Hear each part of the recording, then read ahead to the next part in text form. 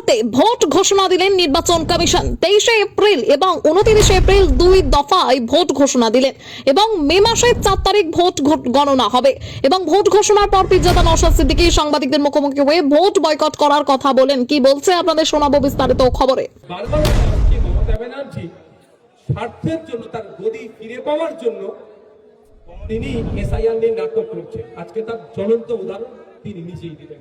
ধিক্কার নিন্দা জানাচ্ছি মমতা ব্যানার্জির কাছে। মমতা ব্যানার্জির কাছে আমি আশা করছি, আবেদন করছি, আপনি আওয়াজ তুলুন যতক্ষণ না পর্যন্ত 60 লক্ষ মানুষের এই বিষয়টা নিষ্পত্তি হচ্ছে, ভোট ঘোষণা করা যাবে না। আর যদি নির্বাচন কমিশন তার ক্ষমতার প্রয়োগ করে ঘোষণা করে ভোটকে বয়কট করে। আচ্ছা, আপনি এই যে বললেন যে ভোটকে বয়কট করার জন্য রাজ্য সরকারের সঙ্গে ভোট বয়কটে সাথ দিবেন, তাহলে কি আপনি আইএসএফ এবং তৃণমূল কংগ্রেস জোট করছে? না, জোটের প্রশ্ন দিন আসছে না।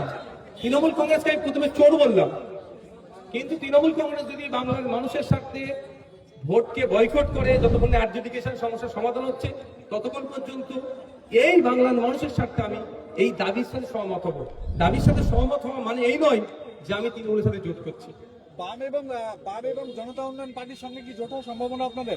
বামেদের সাথে আমাদের কথা চলছে, যেহেতু ওটা এখনো ফাইনাল হচ্ছে না, ফলে অন্য কোনো পার্টির সাথে এখনো সেইভাবে আমরা কথা নিয়ে পৌঁছাতে পারছি না। আজকে কত মানুষ যোগদান হলো আপনাদের? দেখুন, এটা আমাদের নেতৃত্বরা বলতে পারবে কোথা থেকে এসছে না এসছে। আমাদের জেলা